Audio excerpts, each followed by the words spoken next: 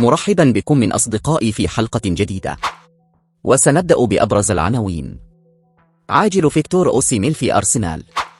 تلقى كيفن دي بروين عرضا مغريا من أحد الأندية السعودية. مفاجأة بخصوص راتب كليان مع ريال مدريد. AC ميلان مهتم بضم يوسف المصيري في الميركاتو الصيفي. انتقال برناردو سيلفا للدوري الفرنسي. أصبح النجم النيجيري فيكتور أوسيمين مهاجم نابولي الإيطالي محط أنظار كبار الأندية الأوروبية بعدما بات المطلوب الأول في ميركاتو الصيفي القادم. وبحسب صحيفة لا غازية ديلو سبورت الإيطالية، فإن أندية باريس سان جيرمان وأرسنال وتشيلسي تريد الحصول على توقيع النجم النيجيري فيكتور أوسيمين الذي أصبح خيارها الأول في سوق الانتقالات الصيفية القادمة. واصلت اهتمام أرسنال بالنجم النيجيري يعود إلى رغبة المدرب الإسباني ميكيل أرتيتا في رؤية فيكتور أوسيمين يحمل قميص الفريق اللندني في الموسم المقبل بسبب قدرته على تسجيل الأهداف الحاسمة في شباك منافسيه. وتابعت أن إدارة نادي تشيلسي مستعدة لكسر الشرط في عقد النجم النيجيري فيكتور أوسيمين مع نابولي الإيطالي الذي يبلغ 130 مليون يورو مقابل الحصول على خدماته في ميركاتو الصيفي. إن باريس سان جيرمان بدوره أصبح يراقب فيكتور أوسيمين حتى يكون خليفة مهاجمه كيليان مبابي الذي أبلغ الإدارة بشكل رسمي بأنه يريد مغادرة الفريق في سوق الانتقالات الصيفية القادمة. إلى أن فيكتور أوسيمين يعلم بأن قيام باريس سان جيرمان بتقديم عرض رسمي سيجعله يوافق، لأن الفريق الفرنسي يحصد الألقاب في المسابقات المحلية بالإضافة إلى استمرار وجوده في بطولة دوري أبطال أوروبا، على عكس ما حدث مع تشيلسي وأرسنال خلال السنوات الماضية.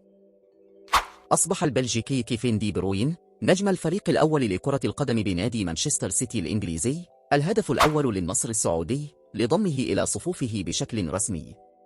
كشفت تقارير صحفية عن القيمة التي سيتم دفعها من أجل ضمان انتقال النجم البلجيكي كيفن دي بروين إلى دوري روش خلال فترة الانتقالات الصيفية المقبلة. التقارير أوضحت أن مانشستر سيتي لن يوافق على بيع دي بروين إلا في حالة حصوله على 120 مليون يورو، بغض النظر عن هوية النادي الذي سيدفع ذلك المبلغ. الجدير بالذكر أن نادي النصر يأتي في مقدمة الأندية الراغبة في الظفر بخدمات النجم البلجيكي. مفاجأة بخصوص راتب كيليان مبابي مع ريال مدريد.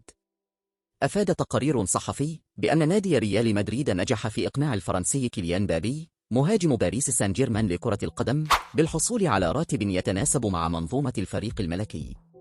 وقال راموس الفاريز الصحفي في راديو ماركا على قناته بشبكة يوتيوب: سيحصل كيليان مبابي على راتب سنوي صاف قدره 13.5 مليون يورو مع ريال مدريد.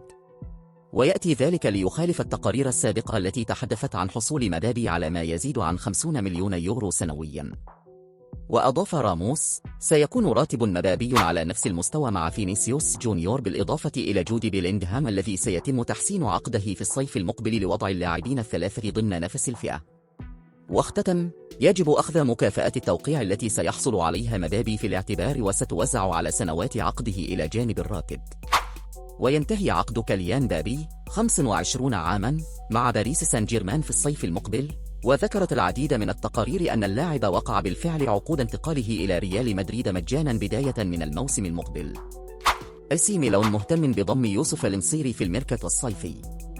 أفادت تقارير إسبانية أن الدولي المغربي يوسف المصيري لاعب إشبيلية يحظى باهتمام أحد أندية الدوري الإيطالي.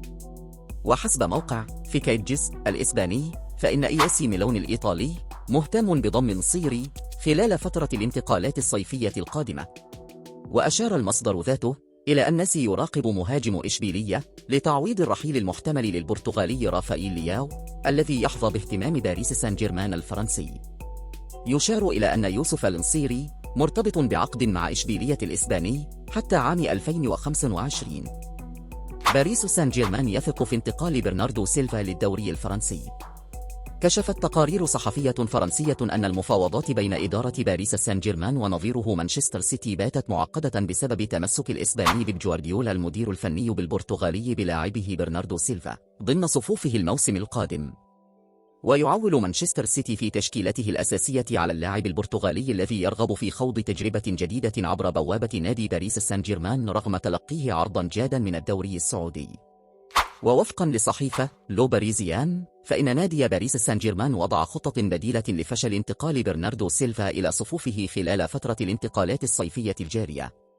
وشدد التقرير أن لويس كامبوس المدير الرياضي لنادي باريس سان جيرمان يثق في انتقال برناردو سيلفا إلى صفوف فريق العاصمة، لكنه يضع خطط بديلة وسريعة حال فشل انتقال اللاعب إلى الدوري الفرنسي. في سياق متصل، رفض النجم البرتغالي برناردو سيلفا جناح فريق مانشستر سيتي الإنجليزي عرضا مغريا من أحد الأندية السعودية خلال فترة الانتقالات الصيفية الحالية.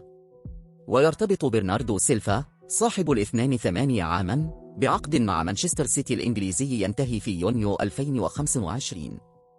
وحسبما نشرت صحيفة ديلي ستار البريطانية، فإن برناردو سيلفا تلقى عرضا بقيمة 800 ألف استرليني أسبوعيا من أحد أندية الدوري السعودي للرحيل عن مان سيتي الصيف الحالي.